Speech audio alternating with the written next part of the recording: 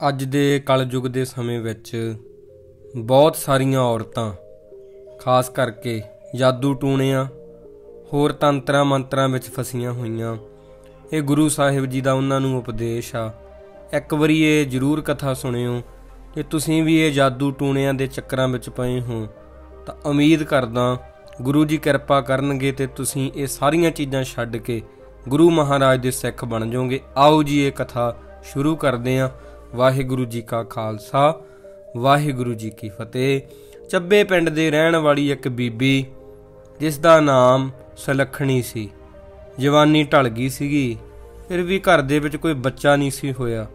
ਕੋਈ ਵੀ ਔਰਤ ਆਪਣੇ ਆਪ ਨੂੰ ਉਦੋਂ ਤੱਕ ਸੰਪੂਰਨ ਨਹੀਂ ਮੰਨਦੀ ਜਦੋਂ ਤੱਕ ਉਹ ਮਾਂ ਨਹੀਂ ਬਣ ਜਾਂਦੀ। ਉਹਨੇ ਸੋਚਿਆ ਮੇਰੀ ਉਮਰ ਵੀ ਜਿਹੜੀ ਆ ਲੰਘ ਗਈ ਆ, ਜਵਾਨੀ ਵੀ ਢਲ ਗਈ ਆ, ਹਜੇ ਤੱਕ ਮੈਨੂੰ ਕੋਈ ਮਿੱਠਾ ਮੇਵਾ ਭਾਵ ਪੁੱਤਰ ਨਹੀਂ ਮਿਲਿਆ। ਆਮ ਕਰਕੇ ਕੀ ਹੁੰਦਾ, ਆਪਾਂ ਨੂੰ ਇਉਂ ਹੁੰਦਾ ਕਿ ਪੁੱਤਰ ਹੋਵੇ ਤੇ ਪੀੜ੍ਹੀ ਵਧੇ। ਹੁਣ ਉਹ ਮਿੱਠੇ ਮੇਵੇ ਦੀ ਪੁੱਤਰ ਦੀ ਤਲਾਸ਼ ਵਿੱਚ ਕਦੇ ਹਿੰਦੂਆਂ ਸਾਧਾਂ ਦੇ ਡੇਰੇ ਤੇ ਕਦੇ ਮੁਸਲਮਾਨ ਪੀਰਾਂ ਦੇ ਡੇਰੇ ਤੇ ਜਾਂਦੀ ਆ। ਫਿਰ ਇੱਦਾਂ ਜਦੋਂ ਜਾਂਦੀ ਆ ਉਹਦੀ ਝੋਲੀ ਨਹੀਂ ਭਰਦੀ ਉੱਥੋਂ, ਫਿਰ ਉਹ ਮੜੀਆਂ ਪੂਜਣ ਲੱਗਦੀ ਆ। ਪੀਰ ਖਾਨਿਆਂ ਤੇ ਜਾ ਕੇ ਸੁੱਖਣਾ ਸੁੱਖਦੀ ਆ। ਦੇਖੋ ਗੁਰਮੁਖ ਪਿਆਰਿਓ, ਗੁਰੂ ਗੋਬਿੰਦ ਸਿੰਘ ਜੀ ਮਹਾਰਾਜ ਨੇ ਜੋ ਗੱਲ ਕਹਿ ਦਿੱਤੀ ਆ, ਸਿੱਖ ਸਿੰਘ ਤੇ ਖਾਲਸੇ ਨੇ ਉਹਨੂੰ ਮੰਨਣਾ ਵਾ। ਇਹੀ ਗੁਰੂ ਦੀ ਸੇਵਾ ਹੁੰਦੀ ਆ। ਗੁਰੂ ਸਾਹਿਬ ਜੀ ਸਾਨੂੰ ਮੜੀਆਂ ਨੂੰ, ਕਬਰਾਂ ਨੂੰ ਮੰਨਣ ਤੋਂ ਰੋਕਦੇ ਆ। ਪਰ ਜਦੋਂ ਅਸੀਂ ਆਪਣੇ ਮਨ ਪਿੱਛੇ ਲੱਗਦੇ ਆ, ਸਾਨੂੰ ਇਉਂ ਹੁੰਦਾ ਵੀ ਇੱਥੋਂ ਸਾਨੂੰ ਦਾਤ ਮਿਲ ਜੂਗੀ। ਇੱਦਾਂ ਉਹ ਬੀਬੀ ਦੇ ਮਨ ਵਿੱਚ ਸੀਗਾ। ਉਹ ਕਰਮ ਕਾਂਡਾਂ ਵਿੱਚ ਫਸ ਗਈ ਆ। ਜਾਦੂ ਟੂਣੇ ਕਰਨ ਵਾਲੇ ਪਖੰਡੀਆਂ ਦੇ ਪਿੱਛੇ ਲੱਗ ਗਈ, ਧਾਗੇ ਤਵੀਤਾਂ ਦੇ ਪਿੱਛੇ ਲੱਗ ਗਈ। ਉਹਨਾਂ ਨੂੰ ਬਹੁਤ ਕੁਝ ਖਵਾਇਆ, ਉਹਨੇ ਬਹੁਤ ਪੈਸੇ ਬਰਬਾਦ ਕੀਤੇ। ਅੱਜ ਵੀ ਆਪਾਂ ਗੱਲ ਕਰਦੇ ਆ, ਅੱਜ ਵੀ ਲੋਕ ਇਹਨਾਂ ਚੱਕਰਾਂ 'ਚ ਪਏ ਹੋਏ ਆ।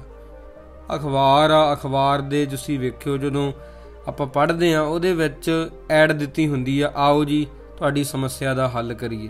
ਉਹ ਲੋਕ ਇਹੋ ਜਿਹੇ ਚੱਕਰਾਂ 'ਚ ਹੀ ਪਾਉਂਦੇ ਆ ਵੀ ਅਸੀਂ ਕਾਲੇ ਇਲਮ ਦੇ ਮਾਹਰ ਆ, ਆਹ ਕਰਦੇ ਆ, ਉਹ ਕਰ ਦਾਂਗੇ, ਬੜਾ ਕੁਝ ਆ। ਇਹ ਪਹਿਲਾਂ ਵੀ ਹੁੰਦਾ ਸੀ, ਅੱਜ ਵੀ ਹੁੰਦਾ, ਅੱਜ ਵੱਧ ਹੁੰਦਾ। ਅੱਜ ਪੜ੍ਹੇ ਲਿਖੇ ਮੂਰਖ ਵੱਧ ਆ। ਤਾਂ ਜਾਦੂ ਟੂਣੇ ਕਰਨ ਵਾਲਿਆਂ ਨੂੰ ਉਹਨੇ ਬਹੁਤ ਪੈਸੇ ਦੇ ਦਿੱਤੇ, ਪਰ ਉਹ ਬੀਬੀ ਦੀ ਕਿਤੇ ਇੱਛਾ ਪੂਰੀ ਨਾ ਹੋਈ ਮਨ ਦੀ। ਬੜੀ ਨਿਰਾਸ਼ ਹੋ ਗਈ, ਬੜੀ ਉਦਾਸ ਹੋ ਗਈ। ਬੰਦਾ ਉਦਾਸ ਹੋ ਹੀ ਜਾਂਦਾ।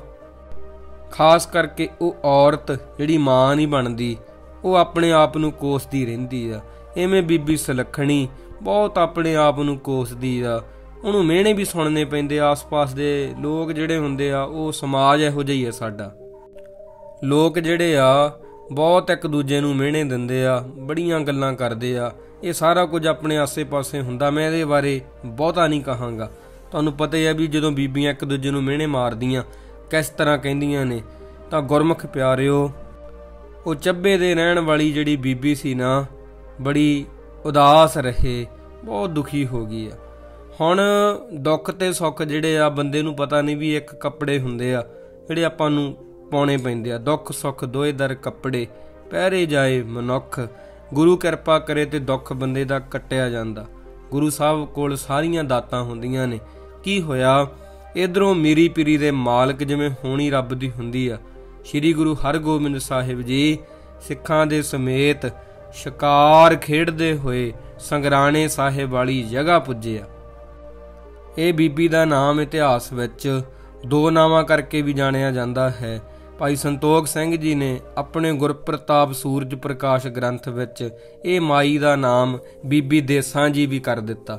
ਤਾਂ ਆਪਾਂ ਬੀਬੀ ਦੇਸਾਂ ਜੀ ਵੀ ਕਹਿ ਸਕਦੇ ਹਾਂ, ਬੀਬੀ ਸੁਲੱਖਣੀ ਜੀ, ਕਿਉਂਕਿ ਕਈ ਵਾਰੀ ਪੇਕਿਆਂ ਦਾ ਨਾਮ ਕੋਈ ਹੋਰ ਹੁੰਦਾ, ਸਹੁਰਿਆਂ ਦਾ ਨਾਮ ਕੋਈ ਹੋਰ ਹੁੰਦਾ। ਇਹਦੇ ਵਿੱਚ ਸ਼ੰਕਾ ਨਹੀਂ ਕਰਨੀ। ਸਾਖੀ ਇੱਕ ਤਰ੍ਹਾਂ ਦੀ ਹੋਈ ਆ, ਨਾਮ ਕਰਕੇ ਫਰਕ ਵਿੱਚ ਆ ਜਾਂਦੀ ਆ। ਗੁਰਮੁਖ ਪਿਆਰਿਓ, ਜਦੋਂ ਸੰਗਤਾਂ ਨੂੰ ਪਤਾ ਲੱਗਾ ਮੀਰੀ ਅਤੇ ਪੀਰੀ ਦੇ ਮਾਲਕ ਜੀ ਇਹਨਾਂ ਪਿੰਡਾਂ ਵਿੱਚ ਆਏ ਆ, ਤਾਂ ਉਹ ਵਹੀਰਾਂ ਘੱਤ ਕੇ ਪ੍ਰਸ਼ਾਦੇ, ਲੱਸੀ, ਮੱਖਣ, ਦੁੱਧ ਲੈ ਕੇ ਛੇਵੇਂ ਪਾਤਸ਼ਾਹ ਜੀ ਦੇ ਦਰਸ਼ਨ ਕਰਨ ਵਾਸਤੇ ਪਹੁੰਚੇ ਆ। ਇਹ ਬੀਬੀ ਜਿਹਦਾ ਨਾਮ ਸੁਲੱਖਣੀ ਵੀ ਆਉਂਦਾ ਤੇ ਗੁਰਮੁਖ ਪਿਆਰਿਓ ਬੀਬੀ ਦੇਸਾਂ ਵੀ ਕਰਕੇ ਆਉਂਦਾ, ਤਾਂ ਆਪਾਂ ਇੱਕ ਨਾਮ ਲੈ ਲਈਏ, ਬੀਬੀ ਸੁਲੱਖਣੀ। ਉਹਨੇ ਵੀ ਜਦੋਂ ਹਜੂਰ ਜੀ ਦਾ ਜਸ ਸੁਣਿਆ ਤੇ ਪਹੁੰਚੀ ਆ, ਮਹਾਰਾਜ ਜੀ ਦੇ ਅੱਗੇ ਮੱਥਾ ਟੇਕਿਆ ਤੇ ਨੂਰਾਨੀ ਚਿਹਰੇ ਦੇ ਦਰਸ਼ਨ ਕੀਤੇ ਆ।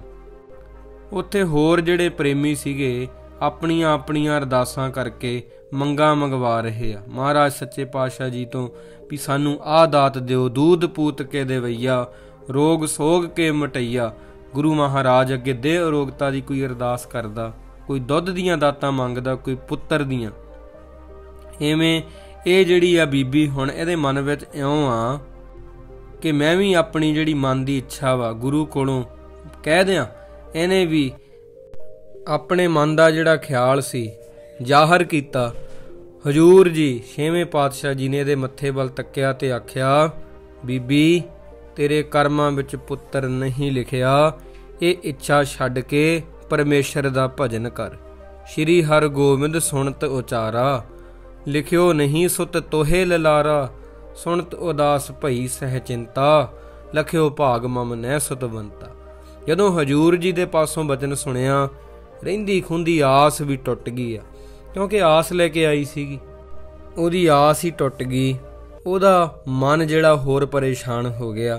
ਆਈ ਸੀ ਕਹਿੰਦੀ ਮੈਂ ਖੁਸ਼ੀਆਂ ਲੈਣ, ਪਰ ਗੁਰੂ ਸਾਹਿਬ ਜੀ ਨੇ ਤਾਂ ਸਾਫ਼ ਹੀ ਕਹਿ ਦਿੱਤਾ ਕਿ ਤੇਰੇ ਭਾਗਾਂ ਦੇ ਵਿੱਚ ਪੁੱਤਰ ਹੀ ਹੈ ਨਹੀਂ। ਉਦਾਸ ਮਨ ਦੇ ਨਾਲ ਵਾਪਸ ਜਾ ਰਹੀ ਆ।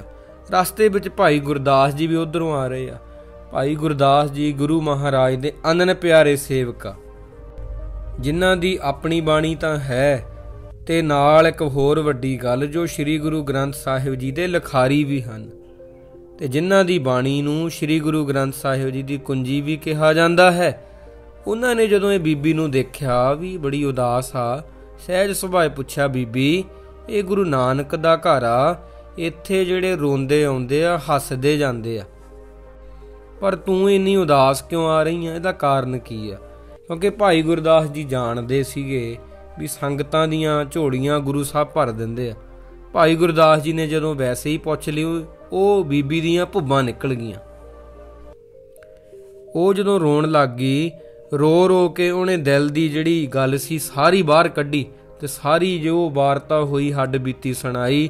ਭਾਈ ਗੁਰਦਾਸ ਜੀ ਕਹਿਣ ਲੱਗੇ, ਬੀਬੀ ਉਦਾਸ ਨਾ ਹੋ, ਕੱਲ ਤੂੰ ਮਹਾਰਾਜ ਜੀ ਦੇ ਕੋਲ ਆਈ ਤੇ ਤੂੰ ਕਲਮ ਤੇ ਦਵਾਤ ਤੇ ਕਾਗਜ਼ ਲੈ ਕੇ ਆਈ ਤੇ ਅੱਗੇ ਤਿਆਰ ਹੋ ਕੇ ਰਹੀਂ। ਜਦੋਂ ਮਹਾਰਾਜ ਜੀ ਕਹਿਣਗੇ ਵੀ ਤੇਰੇ ਕਰਮਾਂ ਵਿੱਚ ਪੁੱਤਰ ਨਹੀਂ, ਤੂੰ ਕਹਿ ਦੀ ਮਹਾਰਾਜ ਉੱਥੇ ਵੀ ਆਪ ਲਿਖਣ ਵਾਲੇ ਹੋ, ਜੇ ਮੇਰੀ ਕਿਸਮਤ ਵਿੱਚ ਨਹੀਂ ਲਿਖਿਆ ਗਿਆ ਤੇ ਹੁਣ ਲਿਖ ਦਿਓ।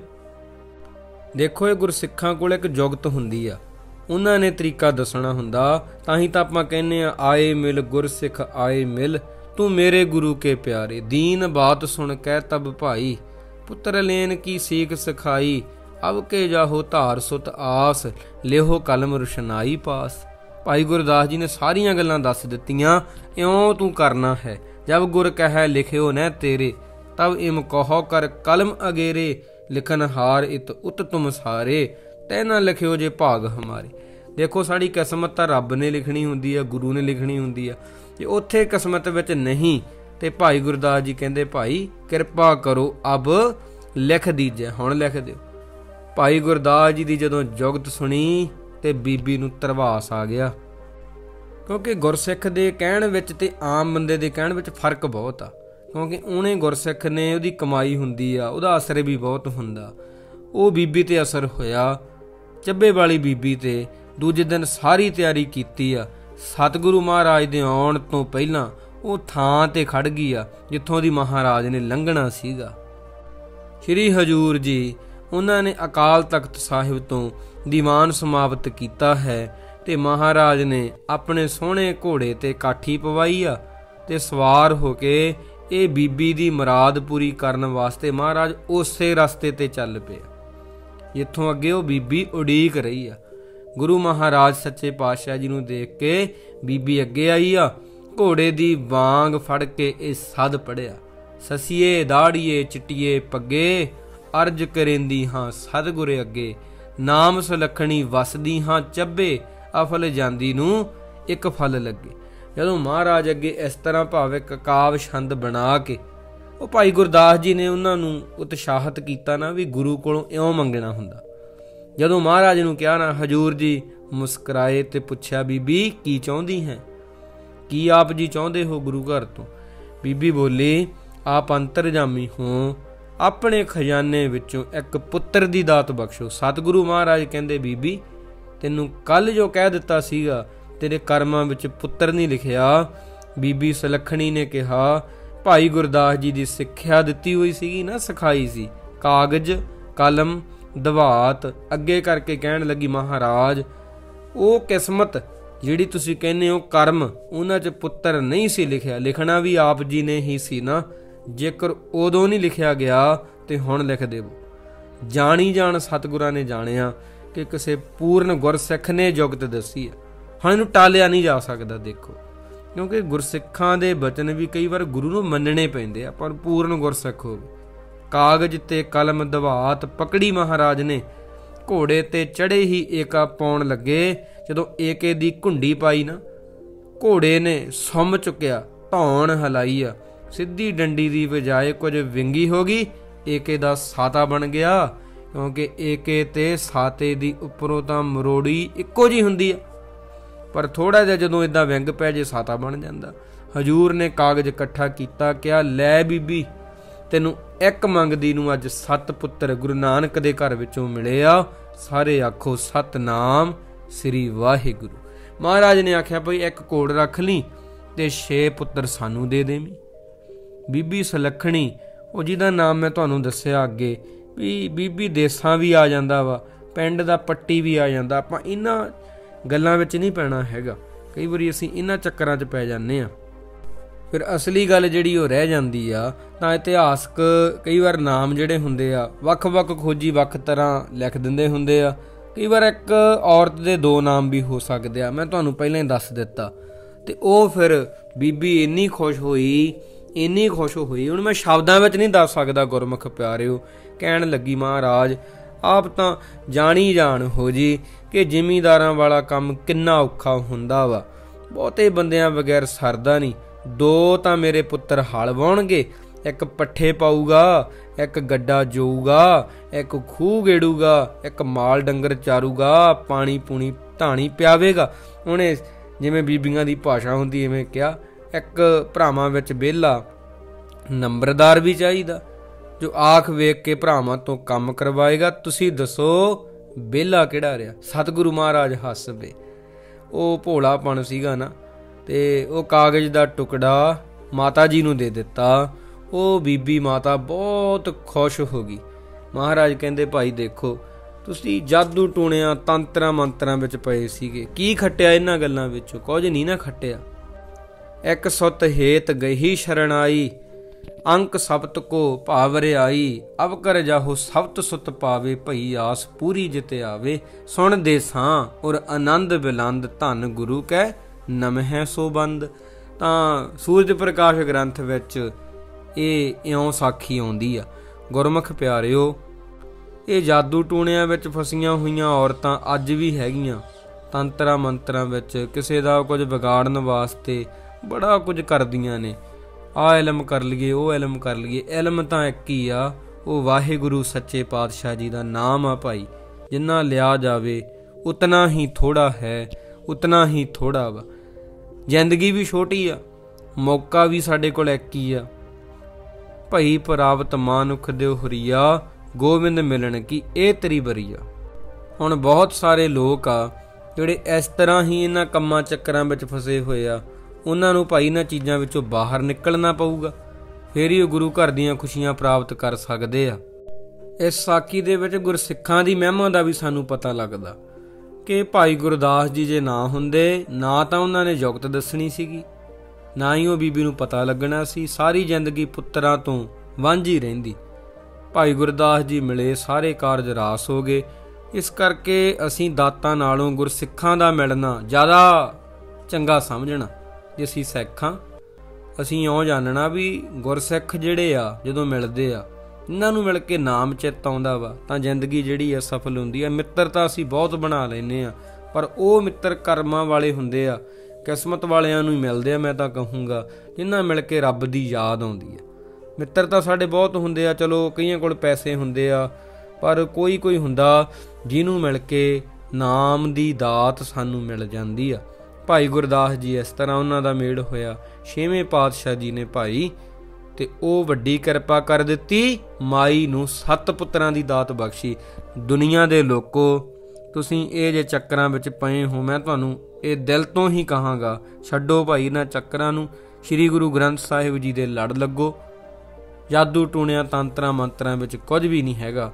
ਬੰਦੇ ਨੂੰ ਇੱਕ ਵਹਿਮ ਹੁੰਦਾ, ਬਸ ਮੈਂ ਇਹ ਕਰ ਲੂੰਗਾ, ਤੇ ਵਹਿਮ ਕਿਸੇ ਨੂੰ ਵੀ ਹੋ ਸਕਦਾ। ਗੁਰੂ ਸਾਹਿਬ ਜੀ ਤੋਂ ਬਿਨਾਂ ਅਸੀਂ ਅੰਧ ਵਿਸ਼ਵਾਸ ਦੀਆਂ ਬੇੜੀਆਂ ਵਿੱਚ ਜਕੜੇ ਹੋਏ ਹਾਂ। ਅੱਜ ਕੱਲ੍ਹ ਪੜ੍ਹੇ ਲਿਖੇ ਮੂਰਖ ਬਹੁਤ ਜ਼ਿਆਦਾ ਤੁਹਾਨੂੰ ਮਿਲ ਜਾਣਗੇ। ਹਾਂ, ਪੁਰਾਣੇ ਜ਼ਮਾਨੇ ਵਿੱਚ ਵੱਧ ਸੀਗੇ, ਆਪਾਂ ਕਹਿੰਦੇ ਜਾਦੂ ਤੰਤਰ ਮੰਤਰ, ਪਰ ਅੱਜ ਵੀ ਘੱਟ ਕੋਈ ਨਹੀਂ, ਬਹੁਤ ਲੋਕ ਫਸੇ ਹੋਏ ਆ। ਦੁਨੀਆ ਭਾਵੇਂ ਆਪਾਂ ਕਹਿੰਦੇ ਚੰਨ ਤੇ ਪਹੁੰਚ ਗਈ ਆ, ਪਰ ਗੁਰਮੁਖ ਪਿਆਰਿਓ ਕਈਆਂ ਦੀ ਸੋਚ ਜਿਹੜੀ ਆ ਉੱਥੇ ਹੀ ਅਟਕੀ ਪਈ ਆ। ਜਿਹੜੀਆਂ ਚੀਜ਼ਾਂ 'ਚੋਂ ਗੁਰੂ ਨੇ ਸਾਨੂੰ ਕੱਢਿਆ ਸੀ ਬਾਹਰ, ਉਹਨਾਂ ਚੀਜ਼ਾਂ ਵਿੱਚ ਹੀ ਅਸੀਂ ਫਸੇ ਪਏ ਆ। ਇਤਿਹਾਸ ਦੀ ਸਾਖੀ ਵਿੱਚੋਂ ਵੱਡੀ ਸਿੱਖਿਆ ਮਿਲਦੀ ਆ ਵੀ ਗੁਰੂ ਦੀ ਸੰਗਤ, ਗੁਰਸਿੱਖਾਂ ਦੀ ਸੰਗਤ ਬੜੀ ਜ਼ਰੂਰੀ ਆ। ਧੰਨ ਮੀਰੀ ਪੀਰੀ ਦੇ ਮਾਲਕ 6ਵੇਂ ਪਾਤਸ਼ਾਹ ਸ੍ਰੀ ਗੁਰੂ ਹਰਗੋਬਿੰਦ ਸਾਹਿਬ ਜੀ, ਜਿਨ੍ਹਾਂ ਨੇ ਅਕਾਲ ਤਖਤ ਸਾਹਿਬ ਦਾ ਨਿਰਮਾਣ ਕੀਤਾ, ਢਾਡੀ ਵਾਰਾਂ ਉੱਥੇ ਗਵਾਈਆਂ, ਸਿੱਖਾਂ ਵਿੱਚ ਵੀਰ ਰਸ ਭਰਿਆ, ਸ਼ਸਤਰ ਵਿਦਿਆ, ਘੋੜ ਸਵਾਰੀ ਸਿੱਖਾਂ ਨੂੰ ਕਰਨ ਲਈ ਪ੍ਰੇਰਿਤ ਕੀਤਾ। ਮੀਰੀ ਅਤੇ ਪੀਰੀ, ਇਹ ਜਿਹੜੀ ਬਾਹਰੀ ਸ਼ਕਤੀ ਆ ਤੇ ਪੀਰੀ ਜਿਹੜੀ ਭਗਤੀ ਆ, ਦੋਨੋਂ ਜ਼ਰੂਰੀ ਆ। ਮਹਾਰਾਜ ਕਹਿੰਦੇ ਦੋਨੋਂ ਜ਼ਰੂਰੀ ਆ, ਕਿਉਂਕਿ ਰਬਾਬ ਜਿਹੜੀ ਆ ਉਹਦਾ ਕੀਰਤਨ ਆ ਜਿਹੜਾ ਭਾਈ ਮਰਦਾਨਾ ਜੀ ਤੇ ਗੁਰੂ ਨਾਨਕ ਸਾਹਿਬ ਜੀ ਕਰਦੇ ਰਹੇ ਆ, ਜੁਗਾਂ ਜੁਗਾਂ ਤੱਕ ਇਹ ਸਾਖੀਆਂ ਚੱਲਦੀਆਂ ਰਹਿਣਗੀਆਂ, ਆਪਾਂ ਭਾਵੇਂ ਨਾ ਹੋਈਏ। ਰਬਾਬ ਹੀ ਬਹੁਤ ਆ ਸਿੱਖਾਂ ਵਾਸਤੇ। ਜ਼ਖਮੀ ਜੀ ਨੇ ਹੋਣਾ, ਉਹਨੇ ਰਬਾਬ ਸੁਣ ਕੇ ਹੀ, ਧੁਨ ਸੁਣ ਕੇ ਹੀ, ਸ਼ਬਦ ਸੁਣ ਕੇ ਹੀ ਹੋ ਜਾਣਾ, ਜਿਵੇਂ ਸੱਜਣ ਠੱਗ ਬਦਲ ਗਿਆ ਸੀਗਾ। ਪਰ ਰਬਾਬ ਦੀ ਰਾਖੀ ਵਾਸਤੇ ਇਹ ਤਲਵਾਰਾਂ ਜੋ ਮਹਾਰਾਜ ਨੇ ਸ਼ਮਸ਼ੀਰਾਂ ਧਾਰਨ ਕੀਤੀਆਂ, ਇਹ ਵੀ ਬੜੀਆਂ ਜ਼ਰੂਰੀ ਹੈ। ਤਾਂ ਸਿੱਖੀ ਦੇ ਜਿਹੜੇ ਸਿਧਾਂਤ ਆ ਬੜੇ ਇਹ ਨਿਰਾਲੇ ਹੁੰਦੇ ਆ, ਹੌਲੀ ਹੌਲੀ ਸਾਨੂੰ ਸਮਝ ਆਉਂਦੇ ਆ। ਭਗਤਾਂ ਕੀ ਚਾਲ ਨਿਰਾਲੀ, ਭਗਤਾਂ ਦੀ ਚਾਲ ਵੀ ਨਿਰਾਲੀ ਹੁੰਦੀ ਹੈ। ਤਾਂ ਇਹ ਭਾਈ ਗੁਰਦਾਸ ਜੀ ਦੀ ਸਾਖੀ ਤੇ ਇਹ ਜਿਹੜੀ ਮਾਈ ਆ ਉਹਦੀ ਸਾਖੀ ਆਪ ਜੀ ਨੇ ਸਰਵਣ ਕੀਤੀ ਆ। ਗੁਰੂ ਤੇ ਭਰੋਸਾ ਬਣਾਓ ਜੀ ਸਭ ਤੋਂ ਪਹਿਲਾਂ। ਜਿਵੇਂ ਕਾਗਜ਼ ਕਲਮ ਦਵਾਤ ਲੈ ਕੇ ਉਹ ਬੀਬੀ ਨੇ ਮਹਾਰਾਜ ਜੀ ਤੋਂ ਆਪਣੇ ਲੇਖ ਬਦਲਾ ਲਏ, ਤਾਂ ਅਸੀਂ ਵੀ ਭਾਈ ਬਦਲਾ ਸਕਦੇ ਹਾਂ। ਭਾਵੇਂ ਕਿ ਹੈ ਮਾਥੈ ਜੋ ਤੁਰ ਲਿਖਿਆ, ਸੋ ਮੇਟ ਨਾ ਸਕੈ ਕੋਏ, ਜੋ ਲਿਖਿਆ ਸੋ ਵਰਤਦਾ, ਜਿਸ ਬੂਝੈ ਸੋ ਨਦਰ ਹੋਏ।